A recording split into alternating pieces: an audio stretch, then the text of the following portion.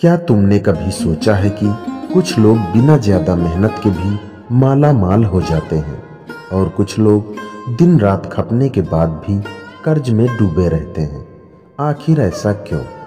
अगर तुम्हारे पास पैसा आता तो है लेकिन टिकता नहीं, लाख कोशिशों के बाद भी बरकत नहीं हो रही, घर में दरिद्रता बनी हुई है, तो समझ लो माँ लक्ष्मी की कृपा तुम पर नहीं है। माँ लक्ष्मी केवल धन की ही देवी नहीं है, बल्कि समृद्धि, ऐश्वर्य और वैभव की दाता है। जब वे प्रसन्न होती हैं तो धन की वर्षा होती है, लेकिन जब वे रुष्ट होती हैं तो कोई भी कितना ही प्रयास कर ले, सुख शांति दूर हो जाती है। लेकिन घबराने की जरूरत नहीं, क्योंकि आज हम तुम्हें वो गुप्त उपाय बताने वाले हैं जिससे माँ लक्ष्मी की कृपा प्राप्त होगी और तुम्हारी तिजोरी हमेशा भरी रहेगी, धन, समृद्धि, ऐश्वर्य की प्राप्ति होगी। यह कोई आम तरीका नहीं है, बल्कि एक ऐसा सिद्ध मंत्र है जो अगर सही तरीके से और सच्चे मन से जपा जाए तो माँ लक्ष्मी स्वयं प्रसन्न होकर धन, वैभव और बरकत का आशीर्वाद देती है। तो तुम भी अपने जीवन से आर्थिक तंगी और दरिद्रता को खत्म करना चाहते हो, धन का स्थायित्व चाहते हो और माँ लक्ष्मी की कृपा अपने घर में बनाए रखना चाहते हो, तो इस मंत्र को सच्ची श्रद्धा और सच्चे भाव से सुनो या फिर इसका जाप करो। अगर आप इसका जाप नहीं कर सकते तो अपने मोबाइल में चलाकर इसको छोड़ दें और श्रद्धा भाव से सुने। आप देखेंगे आपके जीवन से गरीबी, दरिद्रता, आर्थिक तंगी आदि खत्म हो जाएगी और माँ लक्ष्मी की कृपा आपको हमेशा प्राप्त होगी। आपके जीवन में वह सब कुछ मिलेगा जिसकी आप कामना करते हैं।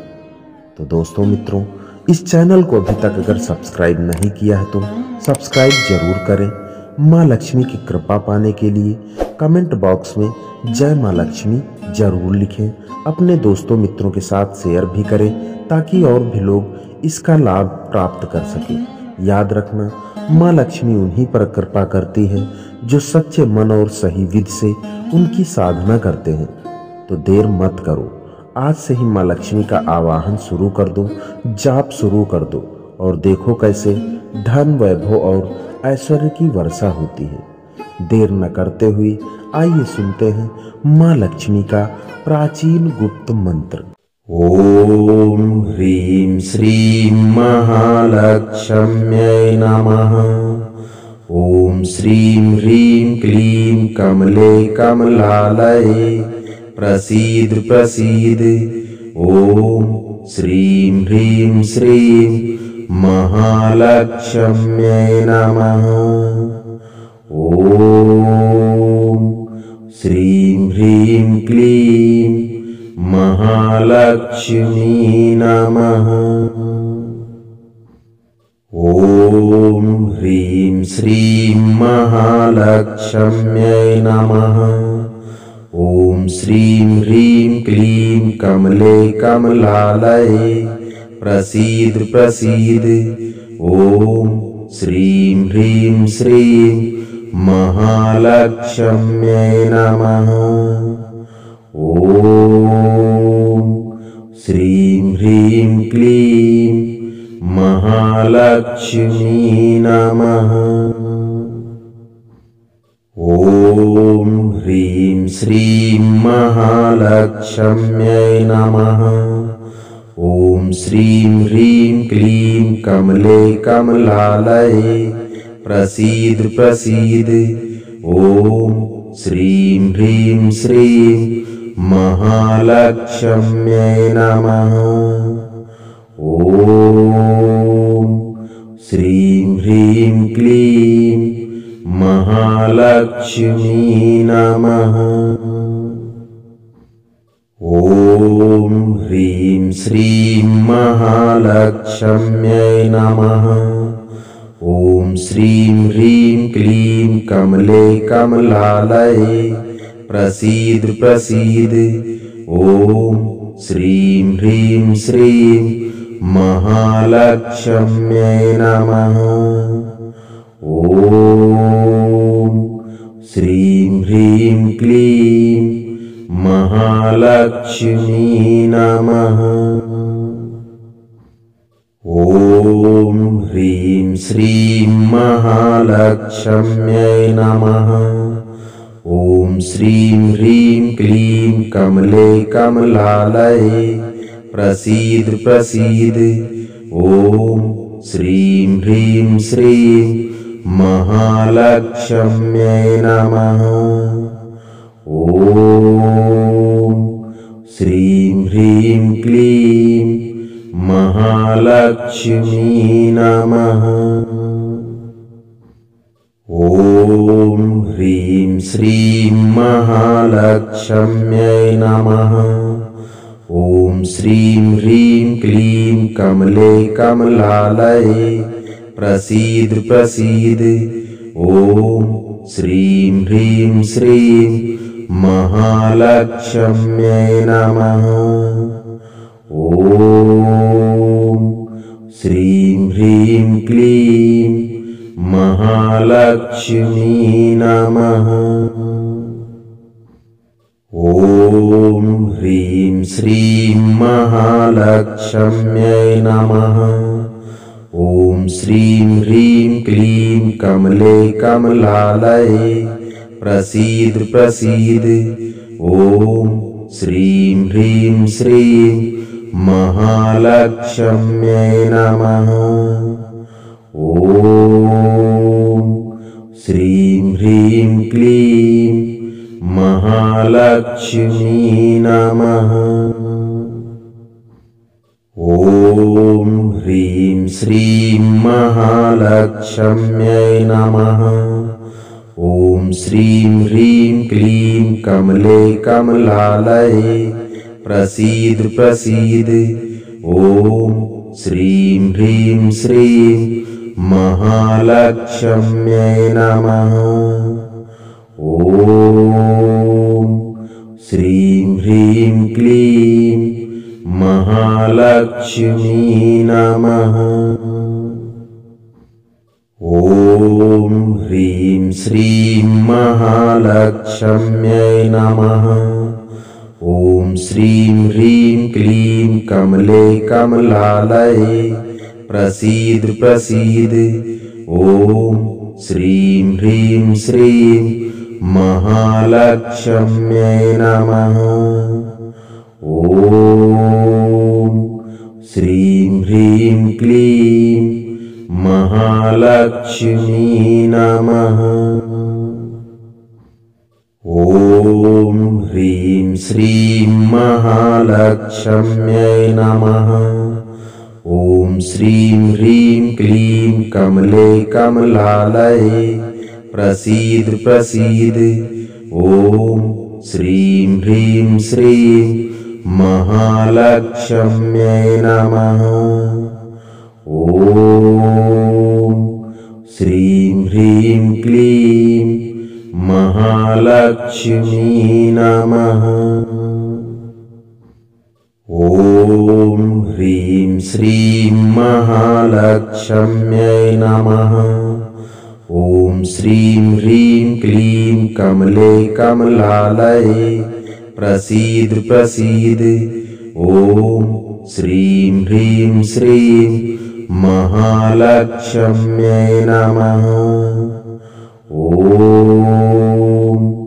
श्रीं ह्रीं क्लीं महालक्ष्मी नमः। ॐ ह्रीं श्रीं महालक्ष्म्यै नमः। ॐ श्रीं ह्रीं क्लीं कमले कमलालये प्रसीद प्रसीद। ॐ श्रीं ह्रीं श्रीं महालक्ष्म्यै नमः। ॐ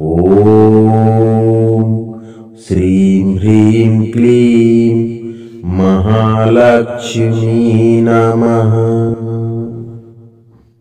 ॐ ह्रीं श्रीं महालक्ष्म्यै नमः। ॐ श्रीं ह्रीं क्लीं कमले कमलालये प्रसीद प्रसीद। ॐ श्रीं ह्रीं श्रीं महालक्ष्म्यै नमः। ॐ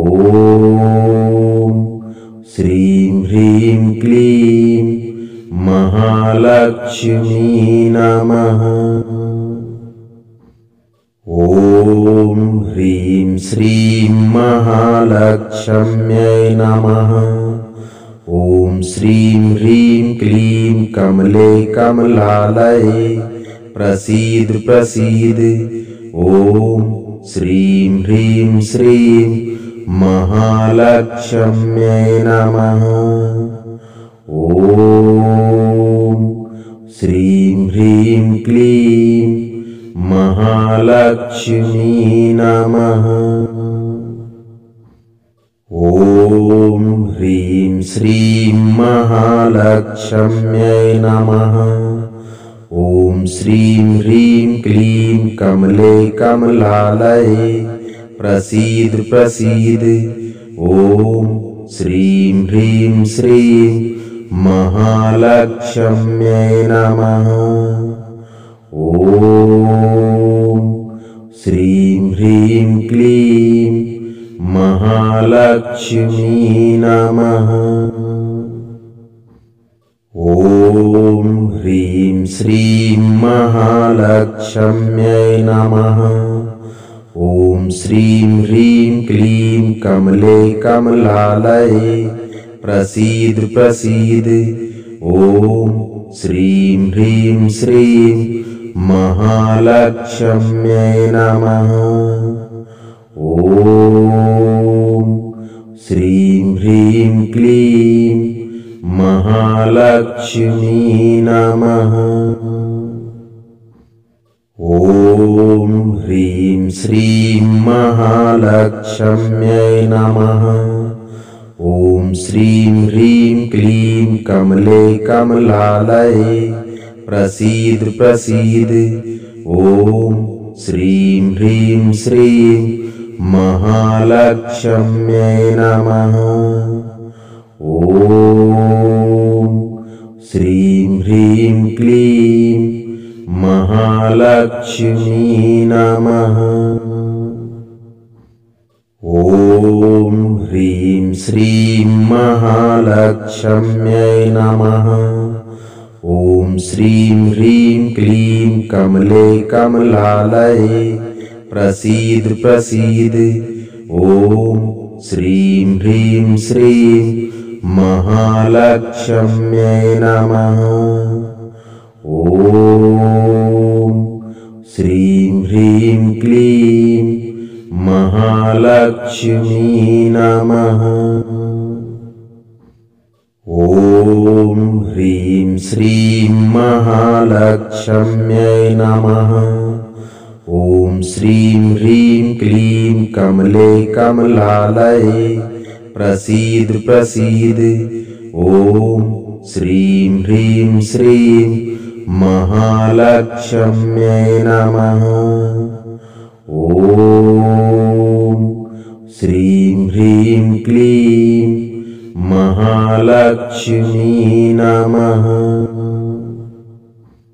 ॐ ह्रीं श्रीं महालक्ष्म्यै नमः।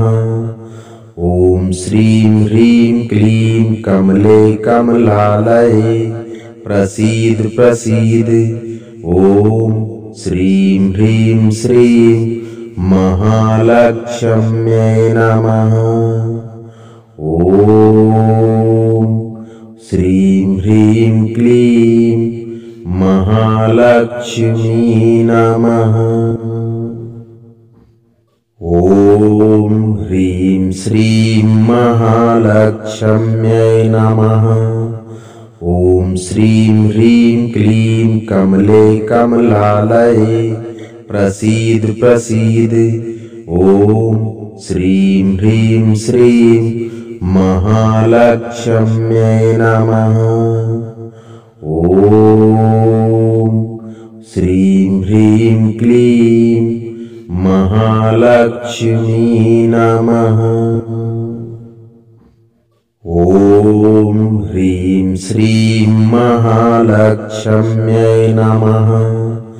ॐ श्रीं ह्रीं क्लीं कमले कमलालये प्रसीद प्रसीद। ॐ श्रीं ह्रीं श्रीं महालक्ष्म्यै नमः। ॐ श्रीं ह्रीं क्लीं महालक्ष्मी नमः। ॐ ह्रीं श्रीं महालक्ष्म्यै नमः। ॐ श्रीं ह्रीं क्लीं कमले कमलालये प्रसीद प्रसीद। ॐ श्रीं ह्रीं श्रीं महालक्ष्म्यै नमः। ॐ श्रीं ह्रीं क्लीं महालक्ष्मी नमः। ॐ ह्रीं श्रीं महालक्ष्म्यै नमः। ॐ श्रीं ह्रीं क्लीं कमले कमलालये प्रसीद प्रसीद। ॐ श्रीं ह्रीं श्रीं महालक्ष्म्यै नमः। ॐ श्रीं ह्रीं क्लीं महालक्ष्मी नमः। ॐ ह्रीं श्रीं महालक्ष्म्यै नमः। ॐ श्रीं ह्रीं क्लीं कमले कमलालये प्रसीद प्रसीद। ॐ श्रीं ह्रीं श्रीं महालक्ष्म्यै नमः। ॐ श्रीं ह्रीं क्लीं महालक्ष्मी नमः। ॐ ह्रीं श्रीं महालक्ष्म्यै नमः। ॐ श्रीं ह्रीं क्लीं कमले कमलालये प्रसीद प्रसीद। ॐ श्रीं ह्रीं श्रीं महालक्ष्म्यै नमः। ॐ श्रीं ह्रीं क्लीं महालक्ष्मी नमः। ॐ ह्रीं श्रीं महालक्ष्म्यै नमः। ॐ श्रीं ह्रीं क्लीं कमले कमलालये प्रसीद प्रसीद। ॐ श्रीं ह्रीं श्रीं महालक्ष्म्यै नमः। ॐ श्रीं ह्रीं क्लीं महालक्ष्मी नमः। ॐ ह्रीं श्रीं महालक्ष्म्यै नमः। ॐ श्रीं ह्रीं क्लीं कमले कमलालये प्रसीद प्रसीद। ॐ श्रीं ह्रीं श्रीं महालक्ष्म्यै नमः। ॐ श्रीं ह्रीं क्लीं महालक्ष्मी नमः। ॐ ह्रीं श्रीं महालक्ष्म्यै नमः। ॐ श्रीं ह्रीं क्लीं कमले कमलालये प्रसीद प्रसीद। ॐ श्रीं ह्रीं श्रीं महालक्ष्म्यै नमः। ॐ श्रीं ह्रीं क्लीं महालक्ष्मी नमः। ॐ ह्रीं श्रीं महालक्ष्म्यै नमः। ॐ श्रीं ह्रीं क्लीं कमले कमलालये प्रसीद प्रसीद। ॐ श्रीं ह्रीं श्रीं महालक्ष्म्यै नमः। ॐ श्रीं ह्रीं क्लीं महालक्ष्मी नमः। ॐ ह्रीं श्रीं महालक्ष्म्यै नमः। ॐ श्रीं ह्रीं क्लीं कमले कमलालये प्रसीद प्रसीद। ॐ श्रीं ह्रीं श्रीं महालक्ष्म्यै नमः। ॐ श्रीं ह्रीं क्लीं महालक्ष्मी नमः।